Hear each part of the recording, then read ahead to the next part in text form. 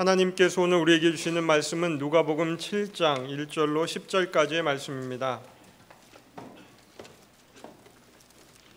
누가복음 7장 1절로 10절까지의 말씀을 제가 받들어 읽겠습니다. 예수께서 모든 말씀을 백성에게 들려주시기를 마치신 후에 가버나움으로 들어가시니라. 어떤 백부장의 사랑하는 종이 병들어 죽게 되었더니 예수의 소문을 듣고 유대인의 장로 몇 사람을 예수께 보내어 오셔서 그 종을 구해 주시기를 청한지라. 이에 그들이 예수께 나와 간절히 구하여 이르되 이 일을 하시는 것이 이 사람에게는 합당하니이다. 그가 우리 민족을 사랑하고 또한 우리를 위하여 회당을 지었나이다 하니 예수께서 함께 가실새 이에 그 집이 멀지 아니하여 백부장이 벗들을 보내어 이르되 주여 수고하시지 마옵소서. 내 집에 들어오심을 나는 감당하지 못하겠나이다. 그러므로 내가 주께 나가기도 감당하지 못할 줄을 알았나이다. 말씀만 하사 내 하인을 낫게 하소서. 나도 남의 수하에 든 사람이요 내 아래에도 병사가 있으니 이더러 가라 하면 가고 저더러 오라 하면 오고 내 종더러 이것을 하라 하면 하나이다. 예수께서 들으시고 그를 놀랍게 여겨 돌이키사 따르는 무리에게 이르시되 내가 너희에게 이르노니 이스라엘 중에서도 이만한 믿음은 만나보지 못하였노라 하시더라. 보내었던 사람들이 집으로 돌아가 보매 종이 이미 나아 있었더라. 아멘. 우리가 신앙생활하면서 가장 많이 말하고 있는 단어가 믿음이라는 단어일 것입니다. 흔히 믿음이 있네 없네 하면서 우리가 자신과 남을 비교하기도 합니다. 혹은 믿음이 약하거나 혹은 부족하다고 말하면서 자괴감을 가지기도 하고 핑계를 대기도 합니다. 혹은 참된 믿음 그리고 거짓된 믿음을 말하면서 우리의 영적인 세계가 얼마나 혼란스러운지 인정을 하게 됩니다. 예수님께서 산 아래로 내려오셨을 때에 귀신 들려 고통당하는 아이와 그 아이의 고통을 보며 울부짖는 아버지가 있었습니다. 그 부자의 모습을 보면서 예수님께서 말씀하시기를 믿음이 없고 패역한 세대여, 이렇게 믿음 없는 세상을 안타까워하셨습니다. 그리고 또한 말씀하시기를 인자가 세상에 다시 올 때에 믿음을 보겠느냐 라고 말씀하시면서 미래의 세상도 여전히 믿음 없는 세상임을 주님께서 안타까워하셨습니다. 예수님의 공생애 가운데서 특별히 예수님이 이 믿음의 문제에 대하여 놀라신 두 가지 이야기가 나옵니다. 나사렛 해당에 가셔서 고향 사람들에게 말씀 사역을 하셨을 때에 고향 사람들은 예수님의 말씀이 얼마나 은혜로운 말씀인지, 그분의 가르침이 얼마나 놀라운 가르침인지를 그들이 깨달았습니다. 그러면서도 그들은 주님을 믿지 않았습니다. 그래서 예수님께서 그들의 믿지 않음을 보시고 놀라셨다라는 말씀이 거기에 나옵니다. 당연히 믿어야 할 사람들이 믿지 않기에 놀라워하셨습니다. 믿음이 있어야 할 사람들이 믿음 없음에 주님께서 놀라셨습니다.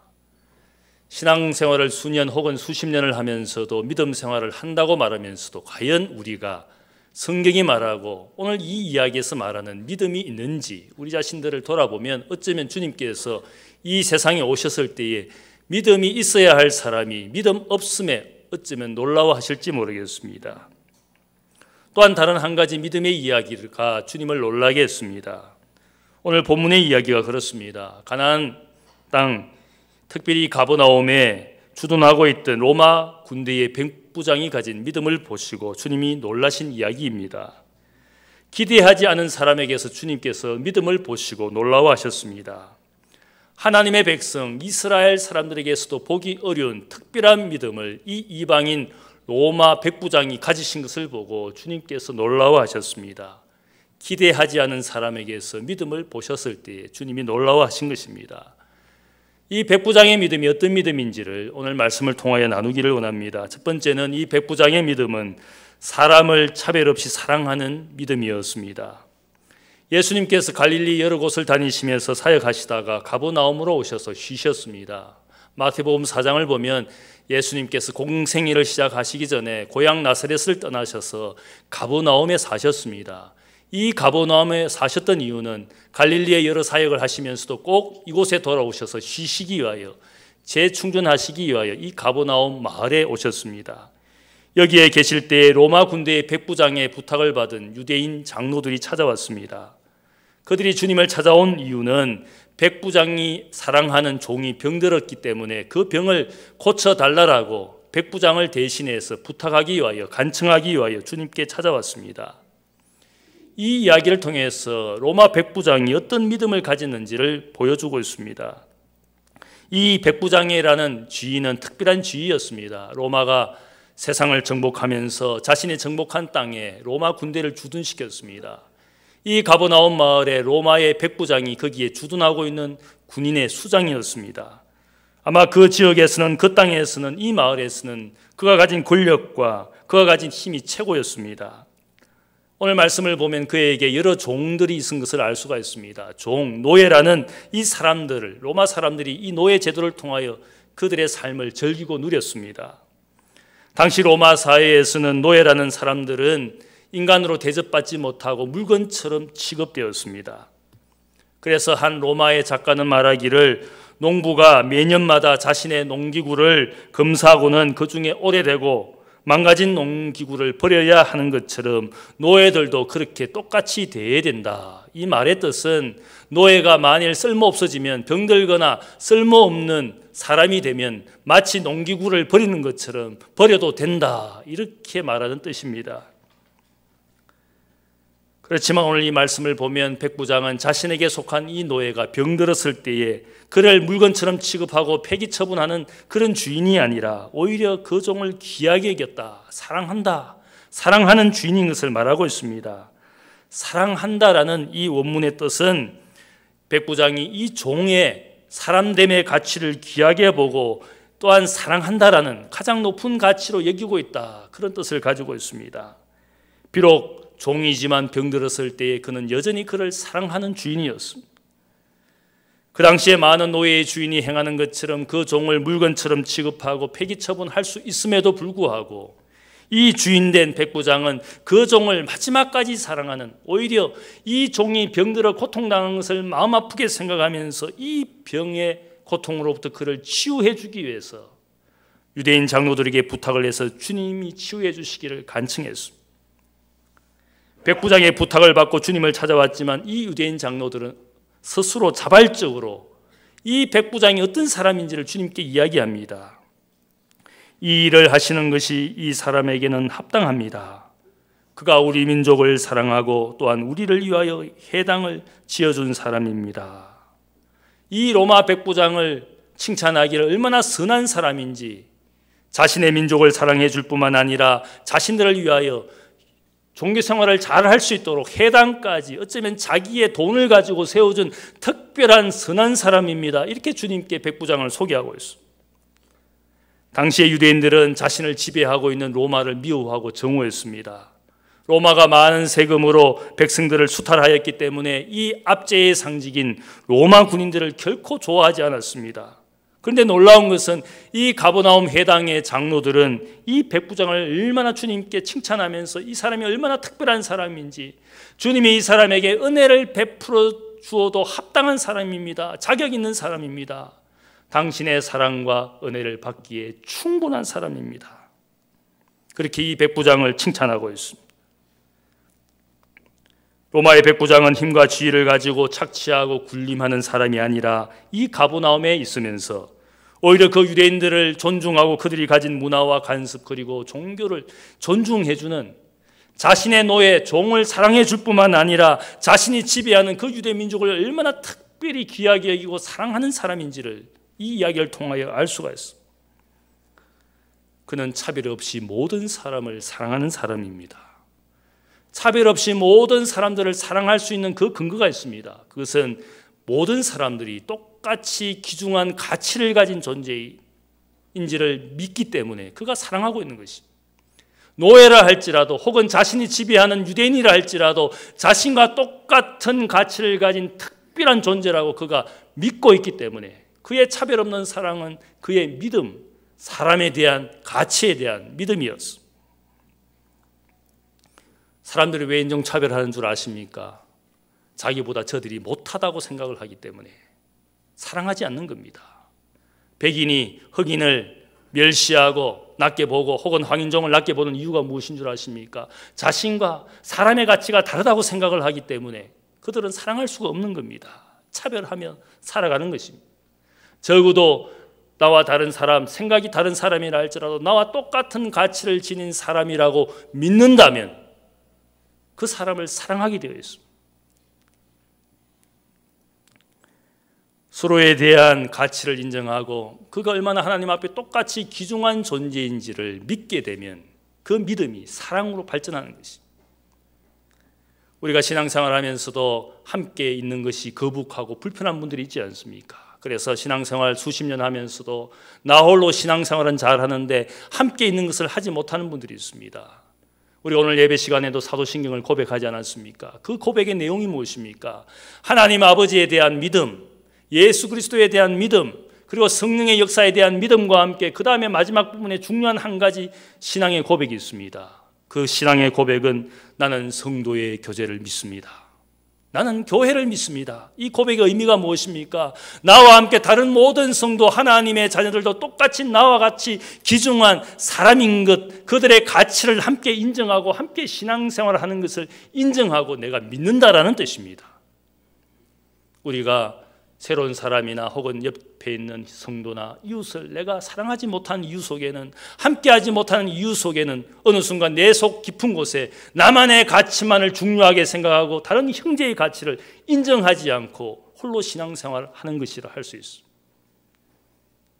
나는 성도의 교제를 믿습니다. 그 믿음을 통해서 성도를 사랑하게 되는 겁니다. 바울이 빌립보 교인들에게 권면하는 말씀이 있습니다. 아무 일에든지 다툼이나 허영으로 하지 말고 오직 겸손한 마음으로 각각 자기보다 남을 낮게 여기라. 자기와 똑같은 존재일 뿐만 아니라 오늘 이 말씀의 권면은 나보다 남을 더 낮게 여기는 사람이 되라. 다툼과 허영으로부터 우리 자신을 극복하기 위해서는 적어도 나 이상의 사람이라고 모든 이웃과 사람들을 그렇게 인정하고 살면 다툼과 허영이 있을 수가 없다. 거기에 평화와 기쁨과 사랑이 넘치는 것이다. 나보다 남을 낮게 여기는 그런 그리스도인이 되라고 권면합니다. 주님께서 마지막 밤에 제자들의 발을 씻겨주셨습니다. 그리고 말씀하시기를 내가 주와 승생이 되었지만 너희들의 발을 씻겼다. 너희도 서로 발을 씻기는 사람이 되라. 남의 발을 씻겨주는 이것이 무엇을 의미합니까? 당신이 나보다 나은 존재입니다. 나는 종처럼 당신을 주인으로 섬깁니다. 적어도 자신보다 그를 낮게 여기는, 주님께서 선생이시지만 주인이시지만 그 순간만큼은 제자를 자신보다 더 높게 여기시며 섬겨주셨습니다. 오늘 이것은 우리가 신앙생활하는 중요한 모델과 교훈을 말하고 있습니다. 나보다 남을 낮게 여기는, 아마 그러한 마음을 가지고 이 백부장은 그 종 노예를 마지막까지 사랑하고 그가 지배할 수 있지만 그 유대인들을 사랑하고 섬기면서 그들이 더 종교 생활을 잘할 수 있을 정도로 회당을 지어서까지 그들을 섬기고 사랑하는 사람이었어. 예수님은 종과 유대인들을 사랑하는 백부장의 선한 믿음에 놀라워하셨습니다. 그가 얼마나 훌륭한 사람인지, 그가 가진 선한 믿음에 대하여 주님께서 놀라워하셨습니다. 두 번째로 백부장의 믿음은 하나님의 은혜 아래, 주님의 은혜 아래 겸손한 믿음이었습니다. 유대인 장로들이 백부장이 주님의 은혜를 받을 자격이 있다고 말했을 때에, 그리고는 예수님께서 결심하시고 백부장의 종을 치유하시기 위해서 그의 집으로 발걸음을 옮기셨습니다. 백부장의 집 가까이 왔을 때에 백부장이 자신의 친구를 보내었습니다. 그리고 자신이 주님께 말을 전하도록 합니다. 주여, 수고하지 마옵소서. 내 집에 들어오심을 나는 감당하지 못하겠나이다. 그러므로 내가 죽게 나아가기도 감당하지 못할 줄을 알았나이다. 놀랍게도 이 백부장은 주님을 향해서 주님이라고, 주여, 큐리오스. 이 큐리오스라는 주라는 말을 쓸 수 있는 대상은 이 당시 로마 시대의 황제밖에 없습니다. 더구나 황제의 군대인 이 로마 군대의 백부장이 황제를 향하여 주라고 말하지 않고 이 나사렛 예수를 보고 그가 주님이라고, 주인이라고 그가 불렀습니다. 백부장이 예수님을 주라고 부르는 것은 자신의 지위를 위태롭게 할 수 있는 무모한 말이었습니다. 그럼에도 불구하고 주님의 오심을 그가 알고는 주님을 향하여 나의 주인이시여, 주님이시여 이렇게 불렀습니다. 그리고 그가 말하기를 나는 주님이 오심을 감당하지 못하겠습니다. 자신을 낮추었습니다. 또한 더 나아가서 그가 말하기를 내가 주님께 나아가는 것도 내가 감당치 못하겠습니다. 주님의 오심도 내가 감당치 못하고 내가 주님께 나아가는 것도 감당치 못하겠습니다. 낮추고 또 낮추는 그였습니다. 얼마나 자기를 낮춥니까? 이것은 겸손한 믿음이었습니다. 예수님의 존재에 대하여 빌립보서 2장에 어떤 말씀을 합니까? 예수님은 겸손의 모델이신데 원래 본질상 하나님이시지만 우리를 위하여 사람의 모양으로 나타나시고 종의 모양으로 사람을 섬기시고 또한 낮추시기를 마지막까지 낮추시기를 죽기까지 낮아지셔서 복종하신 분이다. 성육신의 사랑을 마지막까지 자기를 낮추시고 죽기까지 자기를 낮추신 주님이셨다. 낮추고 또 낮추고 그것이 겸손입니다. 여러분이 잘 아시는 책이 있습니다. 몽골의 선교사로 일하시는 이용규 선교사님이 쓴 유명한 책이 있지 않습니까? 내려놓음. 자신을 비우고 하나님으로 채우는 인생이 되기를 우리에게 자신의 삶을 통하여 보여준 책이었어. 그 다음 그분이 또한 쓰신 책이 더 내려놓음, 그런 책이 있습니다. 자신이 죽고 주님이 자신의 삶 속에 살아계시도록 하는 더 내려놓음, 내려놓고 더 내려놓고 낮아지고 더 낮아지고. 왜 그렇게 해야 되는 것입니까?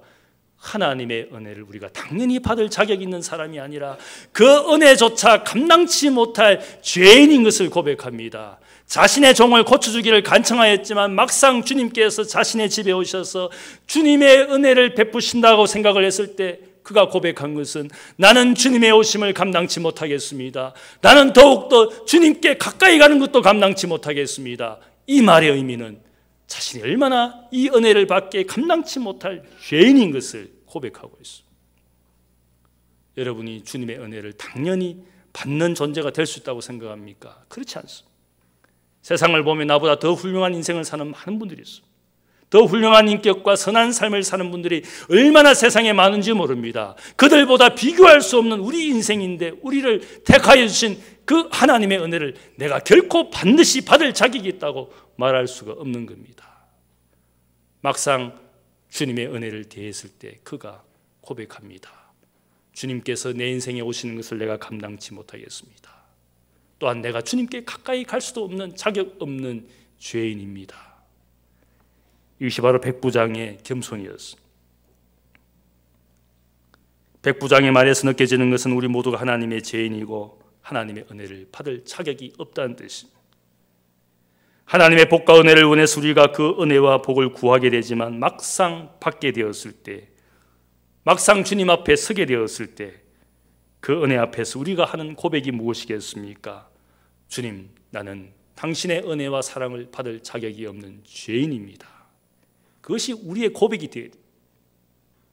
성품이 좋아서 겸손한 척하는 그런 겸손이 아니라 진짜 하나님의 은혜를 알게 되었을 때 우리의 고백은 나는 그 은혜를 받을 자격이 없는 죄인일 뿐입니다. 그렇게 고백하는 것이.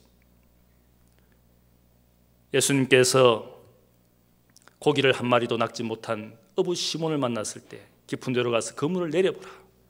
그때 어부 시몬이 내가 당신의 말씀에 의지해서 그물을 내리겠습니다. 놀랍게도 주님의 은혜로 큰 물고기, 많은 물고기를 잡았어. 그때 그가 어떻게 고백합니까? 자신은 이 은혜를 받을 자격이 없습니다. 주님, 나를 떠나소서. 나는 죄인입니다. 그의 고백은 내가 당신의 그 큰 은혜를 받을 자격이 없는 죄인에 불과합니다. 바로 제자 베드로의 고백이었어. 모세가 40년을 미디안 광야에서 외로움과 그리움 가운데 살았습니다. 자신의 삶이 너무 비천하고 비통했어. 그때 하나님께서 가시떨기 불꽃 가운데 그를 만나 주셨어. 그리고 이스라엘 민족을 해방시킬 구원의 도구로 그를 소명을 주셔서 불러주셨어.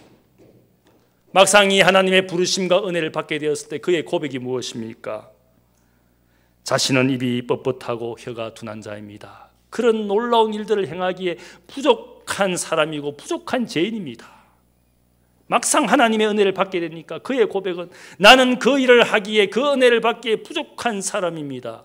그것이 그의 인생의 진실한 고백이었습니다. 겸손은 하나님의 은혜를 알 때에 나타나는 것입니다. 그럴듯하게 겸손한 척하는 것, 그것은 겸손이 아니에요. 하나님의 은혜를 아는 사람만 이 백부장처럼 고백할 수 있습니다. 주님이 내게 오시는 것도 감당치 못하겠고 내가 주님 앞에 가는 것도 감당치 못하는 나는 그런 존재입니다.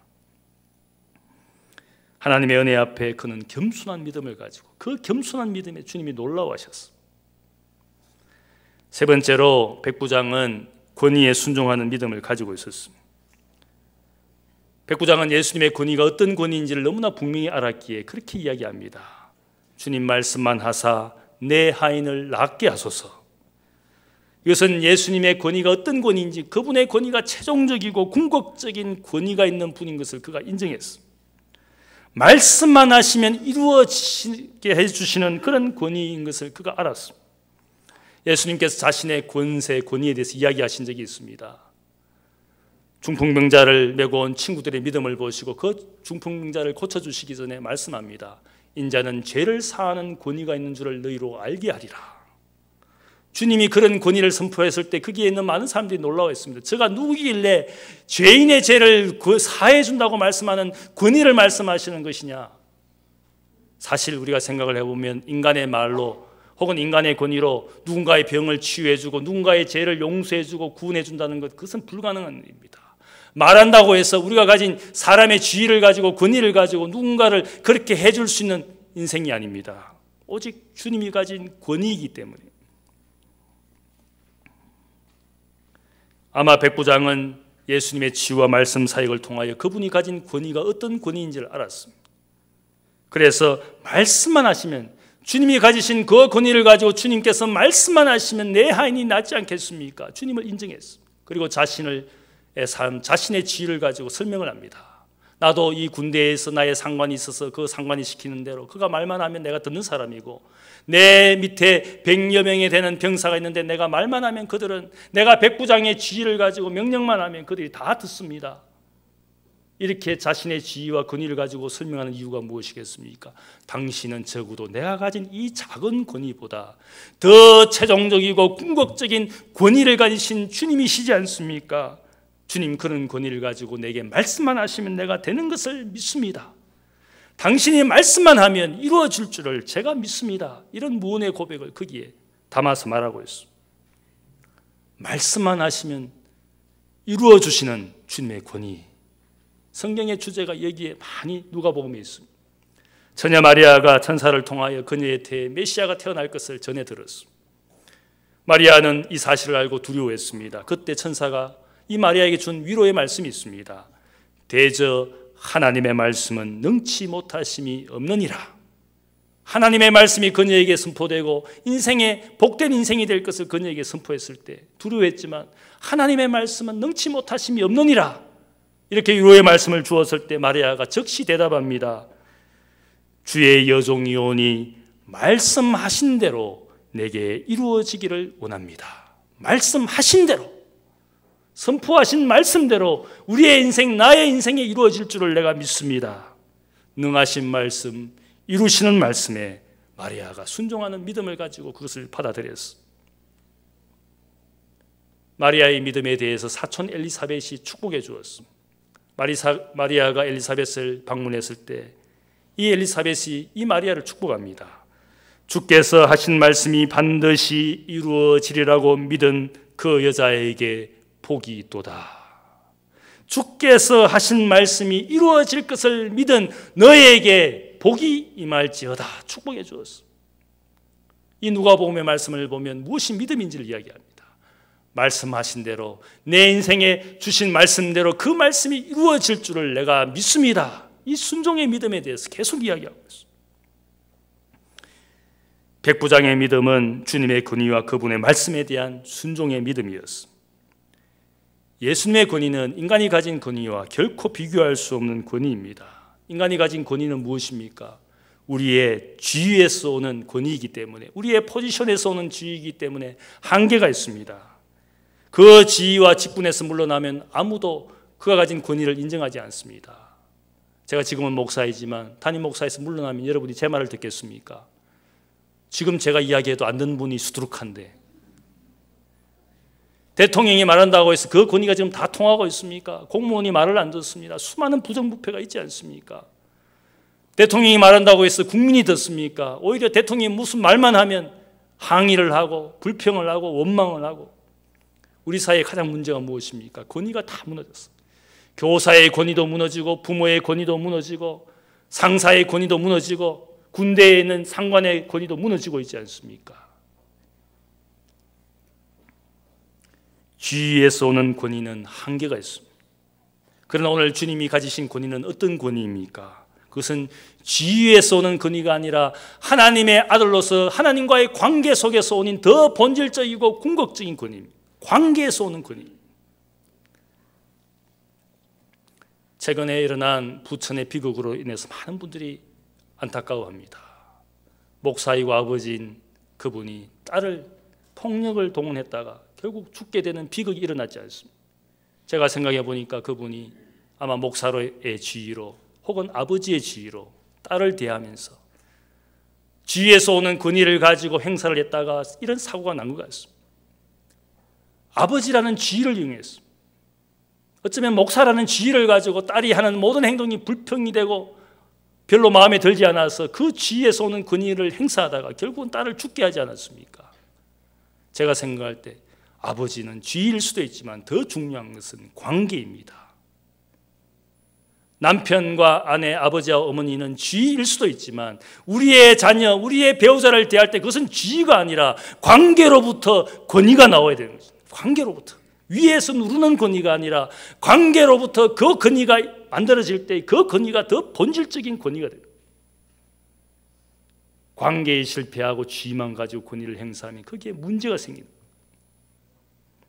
주님의 권위는 결코 지위에서 온 권위가 아니라 하나님의 아들로서 우리에게 행사하시는 창조주 하나님의 아들로서 우리에게 행하신 권위였습니다. 그것은 본질적이고 더 영원한 권위였습니다. 백부장은 예수님의 권위를 알았습니다. 그리고 그의 믿음에 예수님께서 너무너무 놀라워하셨습니다. 그래서 따르는 군중들에게 이 백부장의 믿음을 칭찬해 주셨습니다. 내가 너희에게 이르노니 이스라엘 중에서도 이만한 믿음은 만나보지 못하였노라. 그가 가진 믿음이 얼마나 겸손한 믿음인지, 얼마나 순종하는 믿음인지, 예수님의 권위를 인정하고 말씀만 하여 주소서. 나의 종이 나을 줄을 제가 믿습니다. 얼마나 순종하는 믿음이었는지. 맥스 루케이도 목사가 믿음에 대해서 이렇게 말했습니다. 믿음은 눈으로 볼 수 없는 것을 믿는 것이다. 우리의 눈은 우리에게 으르렁거리며 다가오는 사자를 보지만 믿음은 다니엘이 본 사자를 보는 것이다. 눈은 폭풍우를 보지만 우리의 믿음은 노아의 무지개를 보는 것이다. 눈은 장대 같은 거인을 보지만 우리의 믿음은 약속의 땅, 가나안 땅을 바라보는 것이다. 우리의 눈은 나의 허물을 보고 살지만 우리의 믿음은 나의 구세주를 보는 것이다. 나의 눈은 나의 죄를 보게 하지만 믿음은 주님의 용서하시는 보혈을 보는 것이다. 나의 눈은 나의 무덤을 보게 되지만 믿음은 우리를 위하여 천국을 예비하신 하나님을 보는 것이다. 믿음은, 적어도 진정한 믿음이라는 것은 더 나은 것을 바라보고 구하는 것이 믿음입니다. 믿음이라는 것은 어제보다 오늘이 나아지고 오늘보다 내일이 나아진다는 것을 믿는 것이 믿음입니다.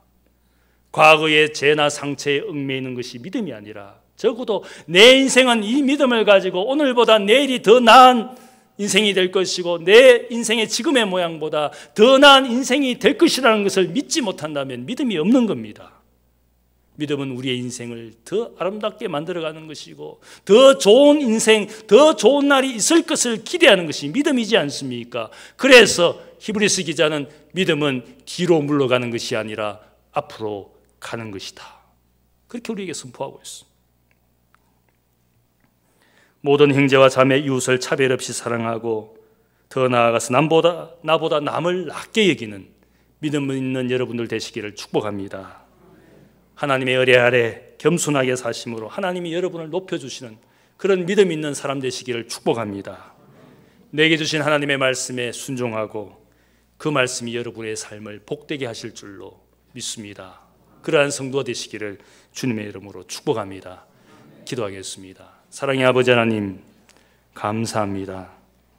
세상에 많은 사람이 있지만 나보다 훌륭하고 선하고 아름다운 삶을 사는 세상에 많은 사람들이 있는데 나를 하나님의 자녀로, 주님의 자녀로 택하여 주신 그 은혜를 감사합니다. 그 은혜와 사랑을 당연히 받을 만한 자격이 없는 죄인입니다.